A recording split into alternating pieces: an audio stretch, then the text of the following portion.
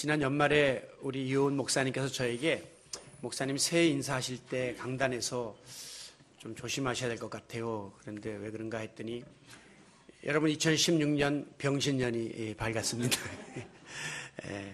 어쨌든 병신년 새해가 밝았습니다. 우리가 앞서 영상에서 본 것처럼 시간의 창조자이신 하나님이 우리에게 한 해의 시간을 다 또 공평하게 허락해 주셨습니다. 우리는 시간의 관리자로서 이제 이 시간을 어떻게 잘 사용해야 될 것인가 하는 책임이 우리에게 주어졌는데요. 한 해 동안도 주님 뜻대로 소중하게 세월을 아끼고 또 잘 관리해 나가는, 그래서 연말에 때 우리 주님이 잘하였도다 착하고 충성된 종아라고 칭찬받는 청지기들이 다 되시기를 바랍니다. 특별히 금년은 우리 교회가 창립 10주년을 넘어서면서 또다시 다가올 10년을 향해서 출발하는 의미 깊은 해이기도 합니다. 그래서 금년에 교회 표어를 계속 달려가는, 계속 전진하는 10년이다 이렇게 잡아 보았습니다. 여러분 그 주보 후면에 보시면 제가 신년사를 이렇게 적어 놓았는데요. 금년의 표어는 계속 달려가는, 전진하는 혹은 10년, 그리고 구체적인 실천 목표는 초심을 유지하고 사랑으로 하나되어 열심을 회복하고 영성을 강화시켜, 그리고 사명을 감당하기 위해 적극적으로 참여하는 한 해가 되기를 원합니다. 우리 사람들은 크게 세 부류의 사람이 있다고 합니다. 첫째는 과거지향적인 삶을 살아가는 사람입니다. 이 사람들은 항상 과거의 추억과 향수에 빠져서 살고 있죠. 왕년에, 소시적에, 옛날이요를 노래하면서 지나온 세월에 발이 묶여서 사는 사람들을 의미합니다. 이런 분들은 자기 생각이 그냥 이렇게 과거에만 제한되어 있기 때문에 한 발자국도 앞으로 나가지를 못하고 늘 아쉬워하고 미련을 두고 살아가는 그런 사람들입니다. 이전보다 지금이 별로 좋지 않은 상황에 있는 분들이 과거지향적인 추억을 먹고 살죠. 미국의 이민교회 가보면 이민자들 중에 한국에서는 전문직에 종사하던 분들이 그곳에서는 일반 노무직에서 일하는 분들도 있습니다. 그런 분들이 항상 한국에 있을 때는 하면서 그리워하는 것을 보았습니다. 특별히 또 나이가 드신 어르신들이 지금은 모든 것이 약해져 있고 힘이 든데 과거에 한참 잘 나가던 시절을 기억하면서 과거지향적인 삶을 살 때가 많습니다. 그런가 하면 이 현실주의적인 삶을 살아가는 분들이 계십니다. 그들은 내가 존재하는 지금 이 순간만이 내 시간이고 제일이다라고 생각합니다. 과거는 흘러갔고 미래는 보장되어 있지도 않고 오직 지금 이 순간만 내 시간이니까 이 주어진 기회를 놓치지 말고 마음껏 즐기자라고 하는 생각을 갖고 있습니다. 그래서 한탕주의 혹은 단발주의적인 삶을 살게 됩니다. 그래서 현실을 어떻게 해서라도 인조이하면서 최대한 즐기려고 그렇게 생각을 하는 거죠. 특별히 젊은이들 가운데 그런 생각을 가진 경우가 많습니다. 우리 젊은이들에게 미래가 불투명한 것 같다. 그러니까 지금 어떻게 해서라도 빚을 내서라도 일단 일을 저지르고 보는 그런 스타일들이죠. 그리고 심지어 자기 자신만을 위하다 보니까 결혼이나 자식 같은 것을 다 거부하고 오로지 자기만을 위해서 살려고 하는 그런 성향의 사람들이 있습니다. 그리고 이제 세 번째가 미래지향적인 부류의 사람들이 있는데요. 그들은 자꾸 뒤를 돌아보면서 과거에 연연하며 살면 안 된다는 거죠. 그렇다고 현실에 편하다고 안주해서도 안 된다는 것이죠. 계속해서 앞을 향하여 달려나가고자 애쓰는 사람들입니다. 과거의 내용이 어떠했든지 그건 흘러간 시간이니까 연연하지 않겠다는 거예요. 미래의 시간이 현재가 아무리 편안하고 좋다 할지라도 여기에 그냥 주저앉지 않겠다는 것입니다. 그러면서 다가올 미래를 위해서 계속해서 묵묵히 달려나가는 사람들입니다. 그들의 가슴 속에는 비전이 있습니다. 꿈이 있습니다. 그리고 목표가 분명합니다. 그리고 오늘 주어진 순간순간에 최선을 다해서 살아갑니다. 바로 이런 의지를 가진 사람들에 의해서 세상은 발전되어 왔고 인류의 역사는 이 소수의 창조자들을 통해서 계속해서 발전되고 또 계속 새로운 일들이 일어나게 된 것이죠. 그러므로 우리 그리스도인들은 바로 이 세 번째 미래지향적인 자세를 지니는 자들이 되어야 합니다. 과거에 발목이 잡혀서 앞으로 나가지 못하는 삶도 아니요, 현실에 편안하게 안주하려고 하는 삶도 아니라 끊임없이 하나님이 주신 그 뜻을 바라보면서 앞을 향하여 달려가는 삶, 이것이 바로 성도의 모습입니다. 빌립보서 3장 12절에 보면 바울이 고백하기를 내가 이미 얻었다 함도 아니요, 과거죠. 이미 과거에 얻었다는 거 아니에요. 또 온전히 이루었다 함도 아니라 현재 다 이루었다는 것도 아니라는 거예요. 그럼 뭐냐?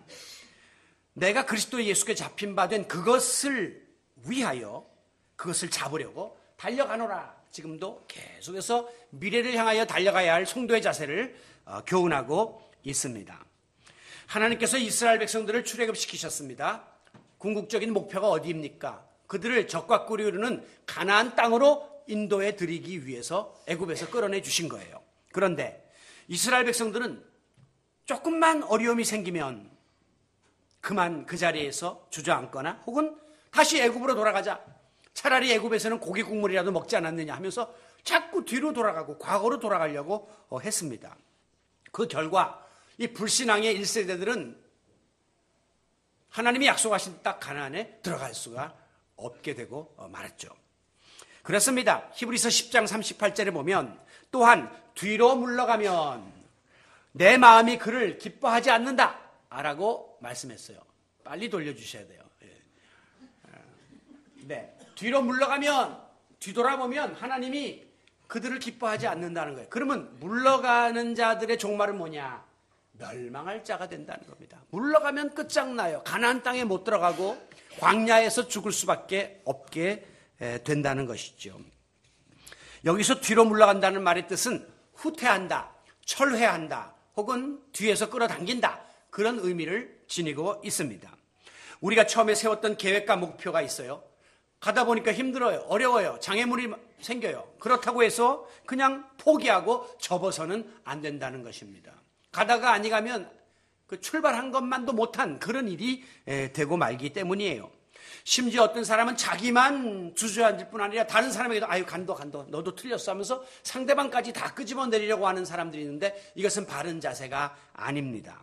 이 같은 자들은 하나님이 기뻐하시지 않기 때문에 멸망당할 운명에 처한다는 사실을 명심하시고 앞을 향해서 나갈지언정 뒤로 돌아서는 그런 자들이 되지 않아야 하겠습니다. 우리가 대부분 느린 사람을 가리켜서 군뱅이 같다 그러거든요. 군뱅이가 느릿느릿 가는 것 같지만 나중에 보면 저기 가 있어요. 앞에 나가 있어요. 군뱅이도 결국은 느리지만 앞을 향하여 가는 겁니다. 우리가 이용하는 비행기나 배나 자동차나 이런 것들의 궁극적인 목표가 뭡니까? 목적지를 향하여 앞을 향하여 가는 겁니다. 물론 후진의 기능도 있지만 그것은 잠시 전진하기 위해서 이용하는 것이지 궁극적인 목표는 앞을 향하여 달려가는 겁니다. 특별히 전쟁터에 나간 군인들의 궁극적인 목표는 고지를 향하여 전진해서 고지를 탈환하는 거예요. 그러므로 군인들에게 후퇴는 곧 죽음을 의미하고 있습니다. 전시에는 사령관이 돌격 앞으로 하는데 두렵다고 해서 혼자만 뒷공문을 치면 그것은 그 자리에서 사살을 하고 직결 처분을 해도 합리화되게 되어 있습니다. 여러분, 마라톤 선수가 아무리 중간에 힘들고 어렵고 숨이 차다고 해서 그만 오던 길을 되돌아가는 법은 없습니다. 설령 길거리에 쓰러져 눕는 한이 있어도 끝까지 꼬린 지점을 향하여 달려가는 자만이 꼴찌로 들어가도 박수를 받는 것이고 많은 사람들에게 감명을 끼치는 거예요. 제가 얼마 전에 이 사이클 경기의 결승전 선상에서의 그 장면을 해외 토픽에서 봤는데 한 선수가 막 열심히 자전거를 타고 가다가 그만 바퀴가 터진 거예요. 고장이 난 거예요. 그랬더니 이 선수가 거기서 포기하지 않고 그 사이클을 짊어지고 그리고 뛰어갔습니다. 유효합니다. 자전거 안 타고 들어오니까 안 되는 게 아니더라고요. 이 선수가 이 사이클을 짊어지고 뛰어가는데 그 선수 앞에 가던 선수가 힐끔 쳐다보니까 한 선수가 자전거를 짊어지고 헐레벌떡 달려오고 있거든요. 앞서가던 선수가 양보했습니다. 자기가 꼬린 선상에 들어갈 수 있는 입장인데 일부러 속도를 늦추면서 그 선수에게 양보하는 장면을 보면서 저게 진정한 스포츠맨십이구나 하는 것을 보았어요. 비록 내가 순위에 들지 못하더라도 저렇게까지 애쓰고 노력하는 저 친구를 위해서 내가 격려하고 싶다는 마음 때문에 양보를 하게 된 거죠. 여러분, 우리가 이 신앙 여정도 마찬가지입니다. 우리가 하나님 만나고 구원받고 믿음 생활하고 교회 생활을 시작했습니다. 중간에 어려움이 있습니다. 시험이 있습니다. 고통이 있습니다. 그렇다고 해서 중단하거나 되돌아가려 해서는 안 된다고 하는 것이죠. 과거에 죄인으로 살았던 그 시절로 돌아가면 안 됩니다. 함부로 막 살았던 그 시절을 그리워해서도 안 됩니다. 세상과 버타며 지냈던 그 옛날이 좋다고 다시 돌아가려고 해서는 절대 안 됩니다. 왜? 그것은 하나님이 기뻐하시지 않고 그 종말은 파멸이 될 것이기 분명하기 때문이에요. 소돔 고모라가 불심판을 받을 때에 하나님께서는 절대 뒤돌아보지 말라라고 롯의 가족에게 말씀했습니다. 그런데 그 롯의 부인이 두고 오는 그 집, 재산 이런 게 너무 아까웠어요. 그래서 한 번만 미련이 나와서 하나님 한 번만 쳐다볼게요 하고 쳐다보는 순간 그 자리에서 소금 기둥이 되고 말았다는 사실을 여러분 아시죠? 뒤돌아보는 자를 하나님이 기뻐하시지 아니하시고 그 종말은 멸망이라고 하는 사실을 그대로 입증한 사건입니다. 여러분, 우리의 최종 목적지는 가나안 땅이라고 했어요. 가나안 땅은 오늘로 말하면 하나님 나라입니다. 천국이에요. 우리가 마지막 천국에 들어가는 그날까지 떠나온 세상을 아쉬워하거나 뒤돌아보아서는 안 됩니다. 우리는 앞을 향하여 하나님이 정해주신 그 귀한 소망을 바라보면서 오늘도 내일도 달려나가는 믿음의 경주자들이 되어야 마땅할 줄로 믿습니다. 자, 그렇다면 이제 금년 2016년을 또 달려가야 하고 특별히 앞으로 다가올 10년의 역사를 향해서 달려가야 될 우리 드림의 공동체원들이 어떤 자세를 지녀야 할 것인가, 오늘 본문에서 크게 세 가지로 한번 찾아보려고 합니다. 먼저는 우리는 바른 목표, 분명한 목적을 지녀야 합니다. 운동선수가 자기가 달려가야 될 골인 지점이 어딘지 모르고 뛴다는 것은 있을 수 없는 거예요. 내가 지금 왜 경기를 해야 되는가 하는 목적의식이 없이 뛰는 것도 절대 승리를 가져올 수가 없습니다.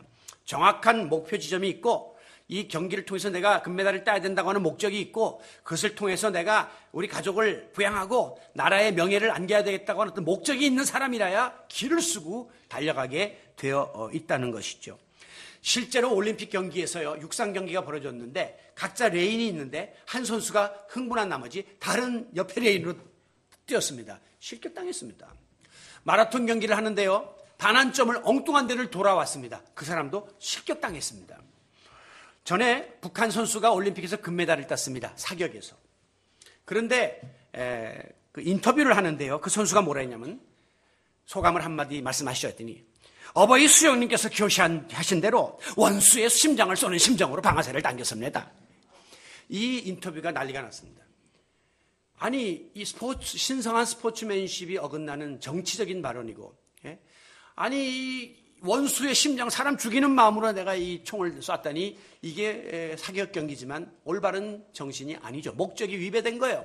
그래서 이게 물의를 일으키는 바람에 북한 올림픽위원회에서 공식으로 성명을 냈습니다. 사과 성명을. 그 선수가 조금 흥분해서 과한 표현인데 죄송합니다. 이것은 그들이 봐도 바른 목적이 아니기 때문인 것이죠. 자, 그렇다면 우리 그리스도인들이 달려가야 될 최종적인 목표는 무엇인가? 오늘 본문 2절에 나오고 있습니다. 믿음의 주여, 온전케 하시는 이인 예수를 바라보자. 여러분, 예수 그리스도를 바라보고 따라가는 것, 이것이 오늘 우리들의 목표가 되고 목적이 되어야 합니다. 사도 바울도 고린도전서 9장 26절에서 내가 다른 박질하기를 향방이 없는 자 같이 하지 않는다. 방향 없이 마구잡이로 뛰지 않고 예수님 바라보고 뛴다라고 분명히 밝히고 있고요. 빌립보서 3장 13절에서는 앞서 말씀인 것처럼 그리스도 예수께 잡힌 바 된 그것을 잡으려고 표대를 향해서 달려간다. 정확한 목표는 예수 그리스도예요. 예수 그리스도를 향해서 그들은 신앙의 여정을 달려갔던 것입니다. 그렇습니다. 우리 성도는 무엇을 하든지 어떤 상황에 놓여있든지 간에 오직 예수 그리스도를 표대로 삼아야 합니다. 주님을 바라보고 주님의 발자취를 따라가고 주님의 가르침대로 살려고 애쓰는 것이 그리스도인의 모습이요, 교회의 정신이 되어야 합니다. 아무리 교회에 훌륭한 목사님이 있고 훌륭한 성도가 있어도 그들이 목표가 되어서는 안 됩니다.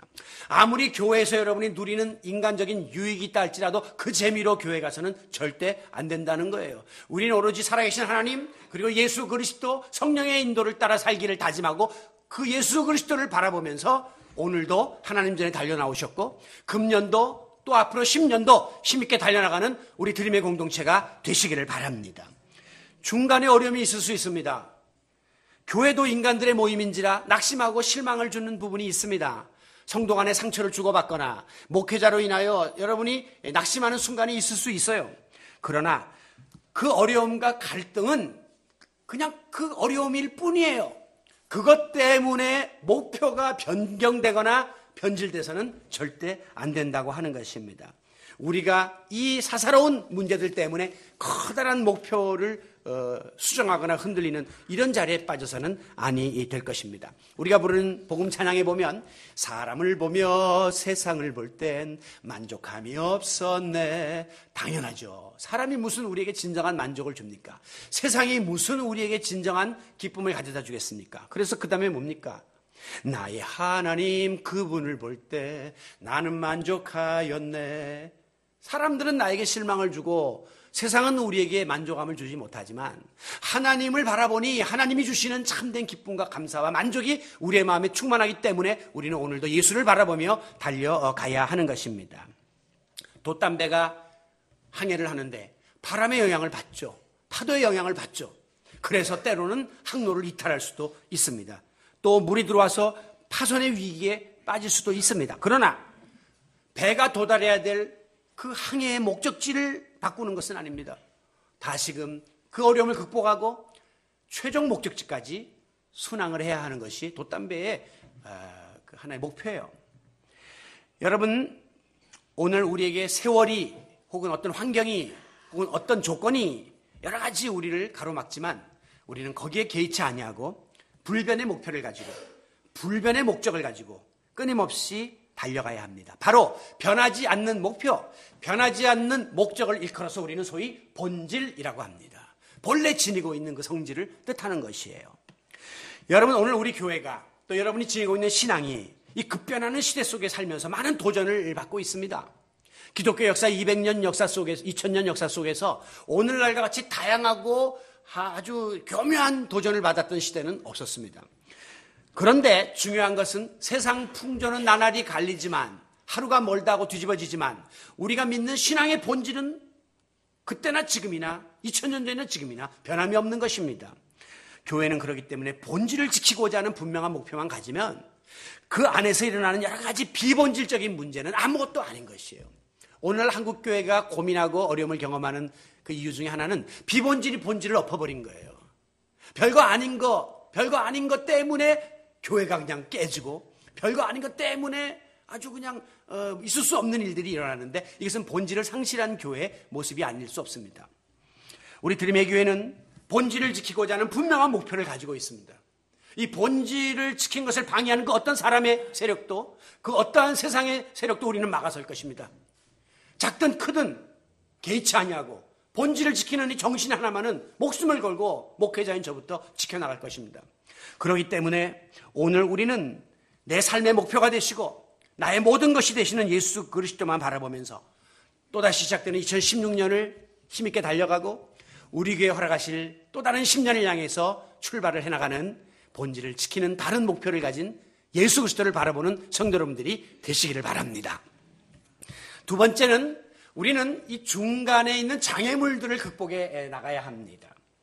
오늘 본문 1절 중반절에 보면 모든 무거운 것과 얽매이기 쉬운 죄를 벗어버리고 뛰어야 된다라고 말씀하고 있기 때문이에요. 무거운 짐, 또 얽매이기 쉬운 죄, 이게 소위 장애물을 뜻하는 신앙의 장애물들. 우리나라에 130년 전에 기독교가 들어옵니다. 서구의 서양의 선교사들이 기독교와 함께 복음과 함께 서양 문물을 갖고 들어왔어요. 그래서 우리가 지금 쓰는 이 모든 이 현대 문물이 사실은 기독교 그 복음과 함께 들어온 것이에요. 그러면서 그들이 갖고 들어온 것 중에 하나 스포츠 운동 경기가 있었습니다. 그래서 이제 그 당시에 제일 처음에 한국에서 조선에서 열렸던 그 야구 시합입니다. 구경꾼 중에 갓쓴 사람도 있고 선수들이 막 집신 신고 막 이러고 있어요. 그런데 야구방망이도 제대로 없고 그냥 나무 하나 만들어 갖고 이제 하고 야구공도 없으니까 어디 이렇게 지푸리게 만들어서 돼지 창자 같은 걸 만들어 갖고 이제 치고 이런 걸 이제 하는데 그 당시에 복장을 보면요 이 한복 같은 데다가 이렇게 다 끈을 묶어요. 거추장스러운 거를 발도 묶고 그리고 고무신 신고 축구를 하고 아주 우스꽝스러운 비효율적인 모습들이 많습니다. 지금은 아주 인체공학적으로 딱 맞는 그런 운동복을 만들어가지고 거기에 뭐 단추나 무슨 컬러나 이런 거 다 배제하고 매끈하게 만들어서 저항을 안 받고 속도를 낼 수 있게끔 이렇게 만들어서 모든 그 기록을 세우고 있는데요. 여러분, 우리에게 무거운 것, 얽매기 쉬운 것들이 뭐가 있을까? 여러분, 우리가 인생을 살면서 이제 한 50 이상 넘어가신 분들은 우리의 남은 시간이 이제 살아온 시간보다 적습니다. 그렇죠? 그렇기 때문에 이제는 50 넘어가고 60쯤 되고 그 이상 되시면 우리의 삶이 더 많이 가지고 더 많이 소유하고 더 많이 누리려는 그런 수준을 좀 벗어나야 해요. 근데 여전히 많은 분들이 70이 넘어서도 80이 넘어서도 사기를 치고 못된 짓을 해갖고 돈을 많이 가지고 욕망에 눕혀서 헤어나지 못하다가 패망당하는 경우가 많습니다. 왜? 인생의 짐이 나중에 자기를 짓눌러버리기 때문에 그런 거예요. 우리가 하나님 앞에 갈 때는 짐이 가벼워야 돼요. 여행자는 짐이 가벼워야지 잔뜩 짐 큰 거 들고 다니면 여행에 불편합니다. 우리가 세상에서 여러분들이 이 모든 장애물 중에 하나는 세상적인 욕망의 짐들이에요. 이것들을 많이 벗어던져야 돼요. 젊은 시절은 어떻게 해서라도 쌓으려고 만들려고 이루려고 그렇게 했지만 나이 먹어서는 어떻게 해서라도 베풀고 나누고 내가 갖고 있는 지혜도 나눠주고 내가 갖고 있는 재능도 나눠주고 다 하면서 전수시켜야 돼요. 전에 보니까 어떤 그 냉면집에서 그 1세대 냉면 그 만드는 기술을 가진 할머니가 이걸 전수를 안 해주는 거예요. 자기 손을 거쳐서만 해야지 이제 이것이 요 맛이 나오는데 그 육수의 맛을 안 가르쳐 주는 거예요. 그 할머니 생각에는 마냥 살 걸로 생각했죠. 그리고 마지막에 한 90 가서 내일 모레 할 때 그때 딱 가르치고 가겠다 했는데 그만 할머니가 미리 가버리셨어요. 그 육수 맛의 그 비밀을 전수하지 못하고 그리고 당대만 즐기다가 가는 누리다 가는 그런 인생이 되고 말았습니다. 우리가 나이 들수록 많은 것들 무거운 것들을 자꾸 소유하려고 하지 마십시오. 자꾸 정리하십시오. 집에 있는 그런 번거로운 가재도구도 될 수 있으면 그때 가서 하지 말고 지금 조금씩 정리하시고 여러분의 모든 것들을 가볍게 만드는 이것이 우리 인생을 더 효율적으로 행복하게 만드는 비결이 된다는 사실을 지혜를 깨달아야 됩니다. 그리고 심령에는 자유를 누리는 거죠. 무거운 짐을 벗어지키는 대신에 마음에는 평안함이 오는 놀라운 비밀을 깨달으시길 바라요. 특별히 우리가 벗어 던져야 될 장애물 중에는 현재의 죄악의 악습이에요. 10년 전에도 지금도 왜 나게 편하지 못하고 이 죄에서 벗어나지 못하는가. 이것이 우리를 굉장히 어렵게 만드는데 이걸 벗어 던지지 못하면 우리는 힘있게 앞을 향하여 달려나갈 수가 없습니다. 그리고 또 하나 우리가 많은 경우에 이 장애물에 걸리게 되는데 그게 뭐냐. 과거의 죄악의 잔재예요. 이거는 다시 말하면 전에 내가 저질렀던 죄로 인해서 내 안에 아직도 부정적인 감정과 아픔의 찌꺼기들이 많이 남아있어요. 뭘 하려고 하면 그게 자꾸 생각나. 그래서 부끄럽고 또 못하고 또 앞으로 나가려다가 그게 발목을 잡아서 또 주저앉고 이런 경우가 많은데 여러분 이것은 옳지가 않습니다. 빌립보 3장 13절에 보면 뒤의 것은 잊어버리고 이전 것은 지나갔으니 보라 새 것이 되었도다. 우리 그리스도인들은 이 과거에 발목이 잡히지 말고 이제 우리가 어떠한 잘못을 저질렀고 어떠한 부끄러움이 있었더라도 과거의 모든 죄악의 잔재에서 벗어나서 앞을 향하여 힘있게 달려나가는 성도 여러분들이 되시기를 바랍니다. 예수님께서는 누가복음 9장에서 말씀하시기를 손에 쟁기를 들고 뒤를 돌아보는 자는 하나님 나라에 합당치가 않다라고 했습니다. 손에 쟁기를 들었으면 앞을 보고 밭을 파면서 일을 할 생각을 했는데 자꾸 뒤를 돌아본다는 것은 무엇을 뜻하는 것입니까? 우리가 하나님의 일을 하려고 나섰어요. 손에 쟁기를 들고 주의를 하겠다고 결심했어요. 그런데 아직도 미련이 있는지 아직도 무슨 이유인지 자꾸 세상을 돌아보고 과거를 돌아보고 자꾸만 이렇게 그 부정적인 생각을 우리가 벗어나지 못하면 절대 하나님 나라에 갈 수 없다라고 하는 그런 경고의 말씀입니다. 여러분, 우리의 앞을 가로막는 또 다른 장애물 중에 하나는 두려움이 있습니다. 저는 이것이 굉장히 큰 장애물이라고 생각을 합니다. 이스라엘 백성들이 출애굽을 하면서 툭하면 장애물이 나타나요. 예를 들면 홍해가 나타난다든가 또 먹을 것이 없다든가 마실 물이 없다든가 장애물이 생겨요. 그러면 털커덕 마음속에 두려움이 옵니다. 아이고 물에 빠져 죽었구나. 아이고 굶어 죽게 생겼구나. 아이고 목말라 죽게 생겼구나. 두려움이 오는 거예요. 두려움이 오니까 금방 입을 통해서 하나님을 원망하고 모세를 원망하면서 왜 우리를 광야까지 끌어내갖고 여기서 죽게 하느냐고. 애굽에 있었으면 목말라 죽지는 않고 어디 찌꺼기를 먹어도 굶어 죽지는 않았을 거 아니냐고 막 이러면서 두려움 때문에 그들이 원망을 뱉어냅니다. 그런데 이제 가나안 땅에 들어가기 위해서 12명의 정탐꾼을 보내잖아요. 그때 10명의 정탐꾼이 갔다 갖고 뭐라고 하냐면, 아이고 우리는 저 가나안 땅에 사는 사람들에 비하면 메뚜기 새끼처럼 보잘것없는 존재고 우리는 끝났다라고 부정적인 보고를 합니다. 그러자 이 말을 듣는 이스라엘 백성들이 두려움에 휩쓸려 가지고 밤새도록 울면서 원망했다. 울부짖으면서 이젠 죽었구나 하면서 원망했다라고 이야기합니다. 두려움은 절망을 가져다 주는 것이에요. 원망을 불러일으킵니다. 그런데 똑같은 그 가나안 땅을 염탐하고 왔던 여호수아와 갈렙이라고 하는 두 정탐꾼은 뭐라 했습니까? 저들이 비록 크고 장대하지만 그들은 우리의 밥이다. 그냥 들어가서 집어 먹으면 된다라고 완전히 다른 이야기를 하고 있습니다. 결국 다른 두려움에 떨던 불신의 1세대는 다 광야 40년 동안 헤매다가 죽고 말았지만 여호수아와 갈렙은 1세대임에도 불구하고 믿음을 가졌기에 두려움을 없이 했기에 가나안 땅에 들어가는 주인공이 되었음을 믿으시기 바랍니다. 나이가 드니까 두려움이 좀 많이 생기는 것 같아요. 아이고 이거 뭐 또 생기면 이거 뭐 이상한 거 났나 본데 조금만 하면 아이고 혹시 또 이거 뭐 암 아니야? 또 조금만 걱정이 많잖아요. 그리고 교회도 마찬가지입니다. 아이고 이제 10년 이렇게 왔는데 또 앞으로 10년 우리 교회가 건물도 없는데 이거 어떻게 갈란가? 우리 목사님 저 지금은 팔팔하지만 조금은 저분 없으면 제대로 갈란가? 뭐 교인들이 뭐 자꾸 노쇠화되는데 이거 되겠나? 우리 교회 그냥 건강합니다. 또 이렇게 보면 어르신 많은 것 같아도 30% 중간 30% 젊은이 30% 딱 항아리형입니다. 굉장히 건강한 교회입니다. 다른 교회 지금 피라미드 역피라미드형입니다. 노인 많고 젊은이들 없어서 흔들립니다. 우리는요, 이렇게 그 분포를 보면 굉장히 연령 분포가 고르게 돼 있어서 희망이 있어요. 지난주에 우리 청년들 각 부서 모임한다고 갔는데 여기 김씨 백마가 김씨가 갔는데 그냥 갈비탕 하나 먹을 걸로 부목사님이 계산하고 그냥 10,000원씩 생각하고 그냥 30만 원 계산했는데 30명이 가가지고 그냥 갈비를 막 뜯는 바람에 그냥 거의 70만 원이 나왔대요. 잘하였도다. 예? 모자라는 거 그냥 어떻게 살아도 우리가 채워서 좀 해줄지언정 기쁜 이야기 아닙니까? 예. 여러분 두려워하지 마십시오. 하나님을 바라보면 하나님을 믿으니 또 나를 믿으라. 예? 예수님을 믿으면 우리는 이 모든 염려들을 극복해 나갈 수가 있습니다. 여러분 두렵다가도 교회 나오면 힘이 나지 않아요? 말씀 듣고 찬송하고 여러분 이 사랑하는 공동체원들 보면 마음의 위로가 생기고 힘이 나지 않아요? 이게 우리 그리스도인들의 큰 삶의 원동력이 되는 것입니다. 1절에 보면 벗어던지라 그랬는데 이 말의 원어는 실어나게 하나 걸치지 않고 모든 것 다 벗어제끼라는 거예요. 다시 말하면 우리의 마음을 무겁게 하고 몸을 힘들게 하는 얽매이는 장애물 이걸 다 벗어제껴야 됩니다. 여기다 띠를 두르고 집신을 신고 번거로운 장애물을 가지고는 앞으로 향하여 달려나갈 수가 없기 때문이에요. 금년 한 해도 버릴 거 버리고 결단할 거 결단하고 정리할 거 정리하고 하나님 앞에서 훨씬 더 희망찬 마음으로 자유를 얻은 성도의 모습으로 긍정적인 생각으로 홀가분하게 앞을 향하여 전진해 나가는 우리 공동체가 되시기를 바랍니다.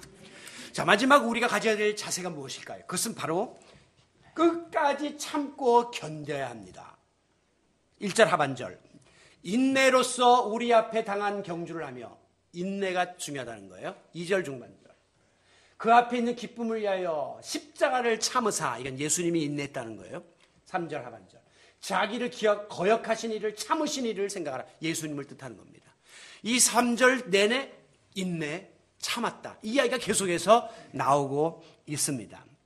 여러분 운동 경기 중에 가장 인내가 필요한 것은 아마 마라톤이 아닐까 그런 생각을 저는 해요.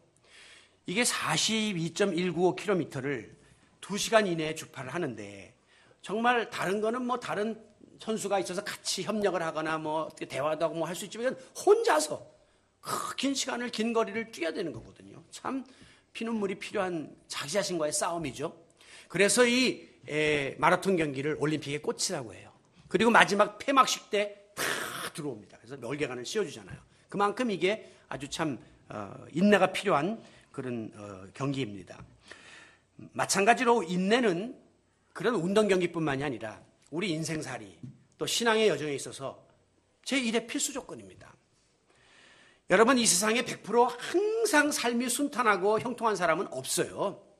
저는 목회를 하기 때문에 많은 성도들을 접하는데 모든 것이 다 좋기만 하고 다 형통하기만 하고 다 평안하기만 한 가정 없습니다.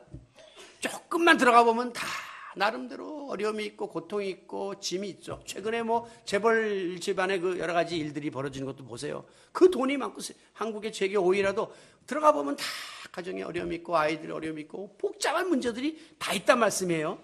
그러면 누가 마지막에 승자가 되느냐? 이 어려움과 이 고통과 문제는 모든 사람에게 그 내용과 강도만 다를 뿐 다 다가오는데 중요한 것은 어느 누가 끝까지 인내하느냐 싸움이에요. 누가 끝까지 견디느냐 싸움이에요. 그래서 최후의 승자가 되는 그 사람이 멸류관을 쓰게 되는 것입니다.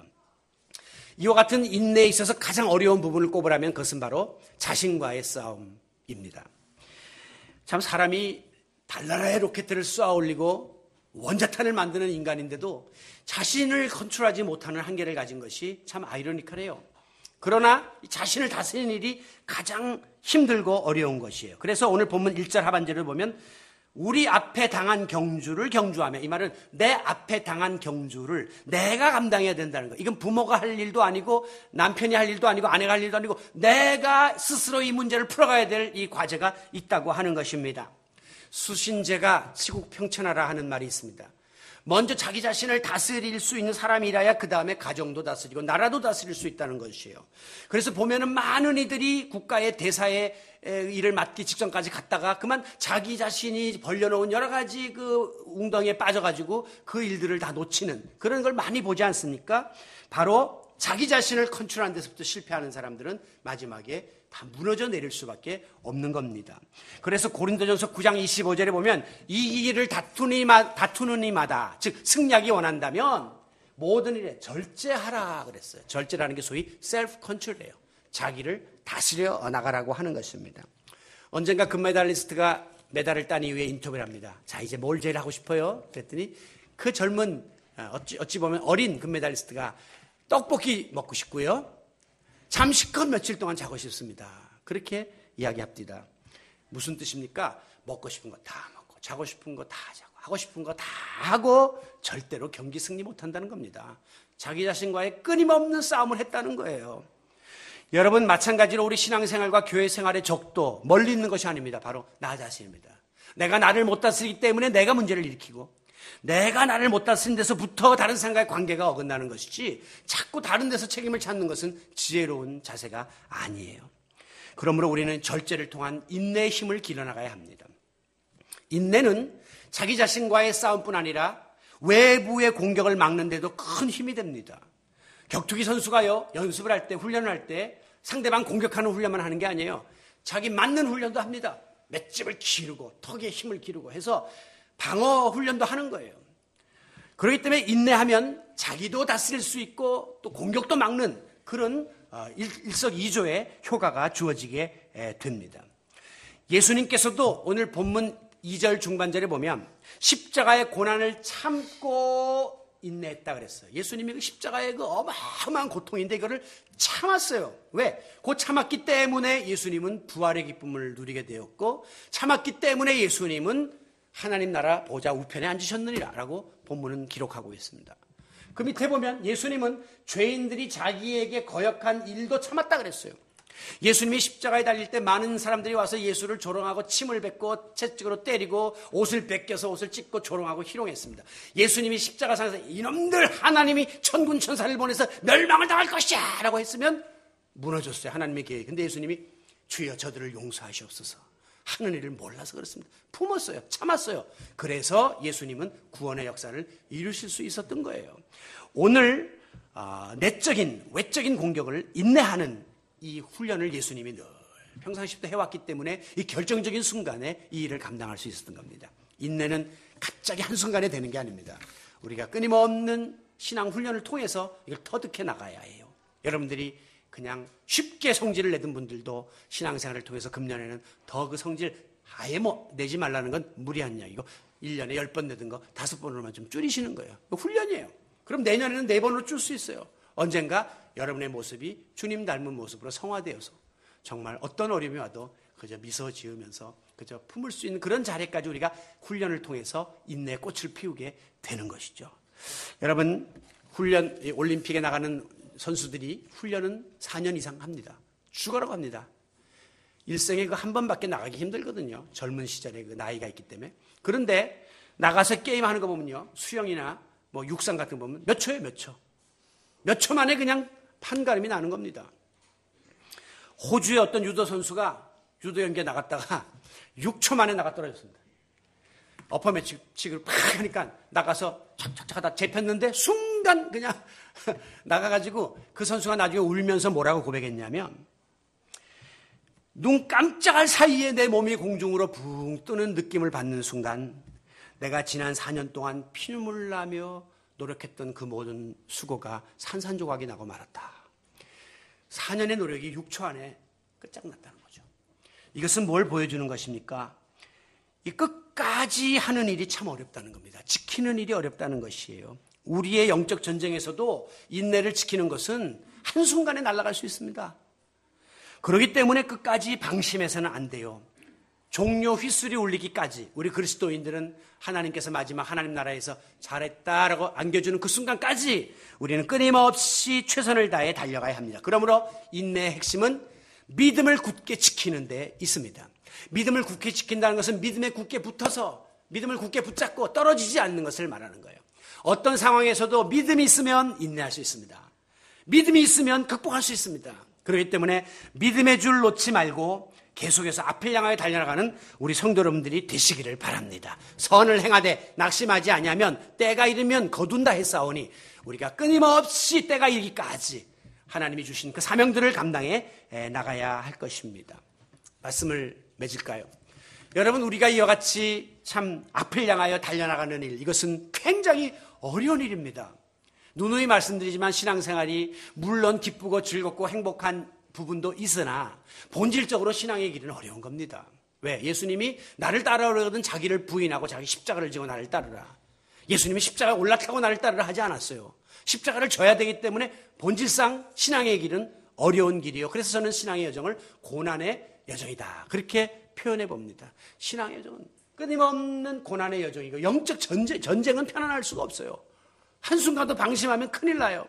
이것이 우리에게 주어진 하나의 그 앞날인데 중요한 것은 이것을 우리가 의연하게 극복할 수 있는 이유가 있습니다. 그것은 오늘 본문에도 보면 이 믿음의 여정을 마치면 우리 하나님이 우리에게 상급을 예비하고 계신다고 했기 때문이에요. 예수님도 2절에 보면 그 앞에 있는 기쁨을 위하여, 옛날 개역성에 보면 즐거움을 위하여, 기쁨과 즐거움을 위하여. 예수님의 기쁨은 무엇일까요? 내가 십자가에 달려 이 모진 고생을 당하지만 이 희생을 통하여서 인류를 구원할 수 있다는 기쁨이죠. 그런 그 예수님은 하나의 보람을 바라보면서 이 모든 어려움들을 감당해 나갔던 것입니다. 1절에도 보면 우리에게 구름같이 둘러싼 허다한 증인들이 있다 그랬어요.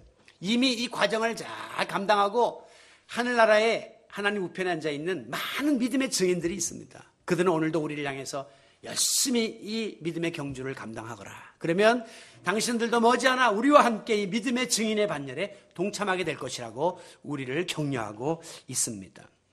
1970년대에 탐 존스라고 하는 그 유명한 팝송 가수가 불렀던 그 노래 중에 Keep on running 하는 찬송이, 뭡니까? 그 팝송이 있습니다. Keep on running. 쉬지 말고 뛰어라. 계속해서 달려라.